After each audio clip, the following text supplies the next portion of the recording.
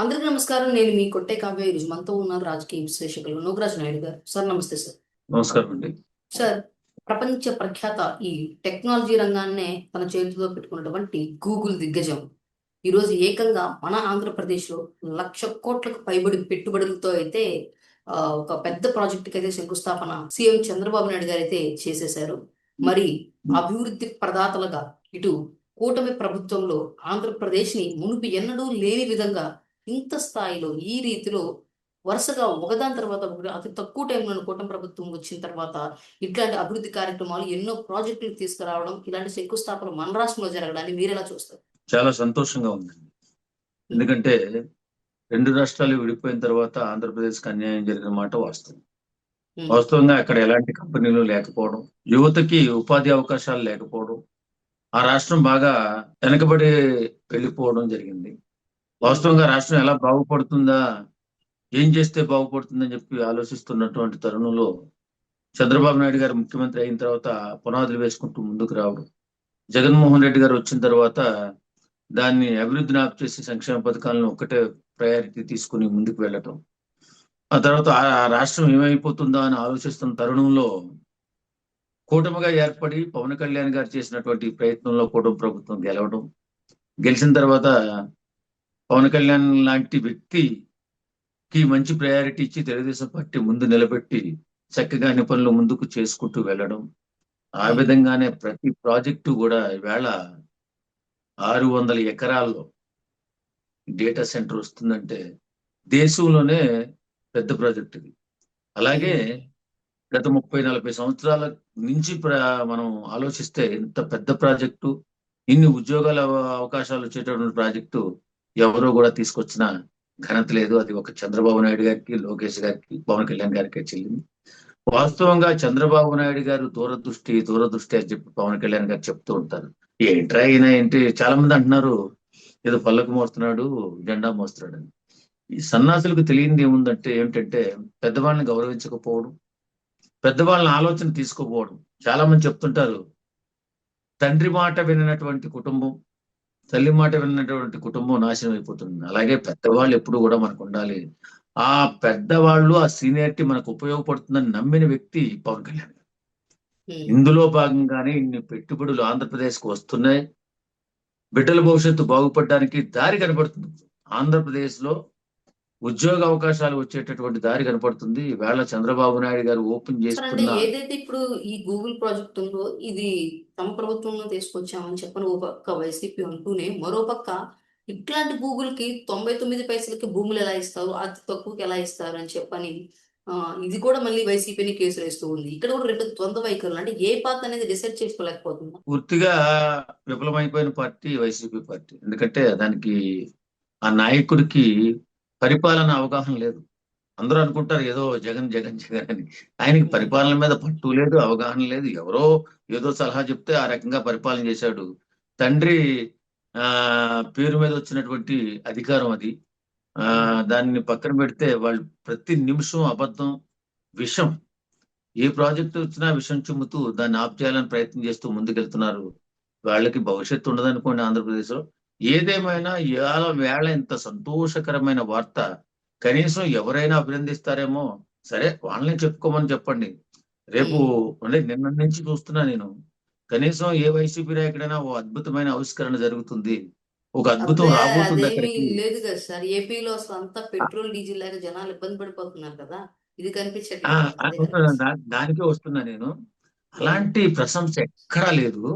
నిజంగా వాళ్ళ ముఖాల్లో ఎక్కడో కూడా జీవకళ కనిపించట్లా వైఎస్ఆర్సీపీ నాయకుల ముఖాల్లో.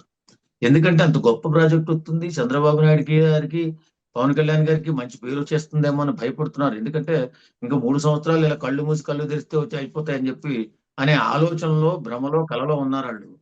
కాబట్టి ఏం చేయాలో అర్థం కావట్లా. దాని గురించి ప్రశంసించాలి, అదే ఇట్లా ప్రశంసిస్తే వాళ్ళకి ఎక్కడ పేరు వచ్చేస్తుందో భయపడుతూ ఏ ఇష్యూ లేకుండా ఈ పెట్రోల్ ఇష్యూ తీసుకొస్తున్నారు. సిగ్గుందా అసలు వీళ్ళకి? నిజంగా పేరు నాని అనే వాడికి అది బుద్ధి జ్ఞానం ఏమన్నా ఉందా? పెట్రోల్ సమస్య ఏ రకంగా వస్తుంది, దాన్ని ఎవరు క్లియర్ చేస్తారు అనేది కూడా ఆలోచన లేదు. వీళ్ళు పరిపాలన చేసేటోళ్ళు మనం. ఉం? అక్కడికి అంటే చంద్రబాబు నాయుడు గారు ఎక్కడ తమిళ పెట్రోల్ కొరత లేకుండా పక్కన చూడండి. రాష్ట్రాల్లో ఎక్కడా లేవంట కదా సార్, ఓన్లీ ఏపీలో మాత్రమే ఇలాంటి సంక్షోభం ఉందంటున్నారు. మరి కూటమి ప్రభుత్వం ఇప్పుడు ఫెయిల్ నేను అవుతుంది హైదరాబాద్ లో అంటున్నారు. ఉన్నానమ్మా. నేను ఇప్పుడు హైదరాబాద్ లో ఉన్నాను. రాత్రి ఉమ్, కరెక్ట్ గా 7 గంటలకు నా కారు తీసుకెళ్తే 9 అయిందమ్మా. కారు పెట్రోల్ కొట్టించాను. ఎవరన్నా అడగమని 2 గంటల సేపు లైన్ లో క్యూలో ఉన్నా నేను. ఉమ్, పిచ్చ నాటకాలు, పిచ్చ మాటలు మాట్లాడుతూ ఉంటారు. పెట్రోల్ కొరత అనేది ఉమ్, దేశమంతటా ఉంది. ఉమ్, దేశమంతటా ఉంటే ఒక ఆంధ్రప్రదేశ్ ని పూర్తిగా చూపించేదో అక్కడ ఏదో అన్యాయం అయిపోతున్నట్టు, పెట్రోల్ దొరకలేనట్టు చూపిస్తున్నారు. ఇంకా ప్రతి రాష్ట్రంలోని ఇది జరుగుతూనే ఉంది. కొంచెం డిలే అవుతుంది. పెట్రోల్ అయితే ఖచ్చితంగా దొరుకుతుంది కానీ కొంచెం లేట్ అవుతుంది. ఎందుకంటే పుకార్ల వల్ల, సోషల్ ఎప్పటికప్పుడు మీడియాలో ఇంకా చంద్రబాబు చేస్తున్నటువంటి నాయుడు గారు సమీక్షలు పెడుతున్నారు, మాట్లాడుతున్నారు. అసలు గవర్నమెంట్ ఆఫీస్ ఇక్కడ చిత్ర విచిత్రం చూస్తుంటే జగన్మోహన్ రెడ్డి గారు పవన్ కళ్యాణ్ గారి సినిమాలకి ఎంఆర్ఓలని ఆఫీసులను తీసుకొచ్చి అక్కడ, లేకపోతే టీచర్లను తీసుకెళ్లి బారుల దగ్గర పెట్టారు. కానీ ఇక్కడ ప్రజలకు అవసరమైనటువంటి ఎంత ఇంపార్టెంట్ అయినా ఈ పెట్రోల్ కొరత లేకుండా, ఈ పుకార్లను నమ్మించే అవకాశాన్ని వాళ్ళకి ఇవ్వకుండా, గొడవలు జరగకుండా అధికారులు ఇక్కడ పెడుతున్నారు. సో ఇక్కడ అర్థమైపోతుంది కదా సార్, అడ్మినిస్ట్రేషన్ లో ఎవరు ఎలా ఉంటున్నారు, ఎలా ఆలోచిస్తారు. ఎక్కడ ఏ పని చేయాలి, ఏ పని చేస్తే త్వరితగా మనం అభివృద్ధి చెందుతామని చంద్రబాబు నాయుడు గారికి తెలుసు. అలాగే ఉమ్, పెట్రోల్ ఏ టైంలో ఇవ్వాలో చంద్రబాబు నాయుడు గారికి తెలుసు. కాకపోతే ఉమ్, అందరికంటే ఎక్కువగా ముందుగానే ఇస్తున్నారు. ఈవేళ ప్రతి ఆఫీసర్ కానీ, ఎమ్మెల్యేలు కానీ, పెట్రోల్ బంకులు కానీ కూర్చుని పర్యవేక్షిస్తున్నారమ్మా. అంత స్ట్రిక్ట్ గా ఉమ్, ఉంటది ప్రభుత్వం, చంద్రబాబు నాయుడు గారి ఉమ్, పరిపాలన. ఈ వీళ్ళకిలాగా బటన్లు నొక్కి ఎక్కడెక్కడ దాక్కుని, ఎక్కడెక్కడ మందిరాల్లో పడుకుని కాదు కదా. ఉమ్, ఈవేళ పెట్రోల్ కొరత అనేది ఇండియా మొత్తం మీద ఉంది. కొంచెం ఉమ్, డిలే అవుతుంది, రావడానికి డిలే అవుతుంది.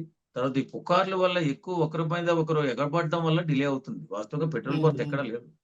ఇది ఉమ్, అన్నారు. ఆ ఈ సోషల్ మీడియాలో పుకార్ల వల్ల ఏమవుతుందంటే గిల్లు అని జనాలు వచ్చేయటం, ఫుల్ ట్యాంకులు అందరూ ఫుల్ ట్యాంకులు చేయించుకోవడం చాలా గందరగోళం కింద ఉంది.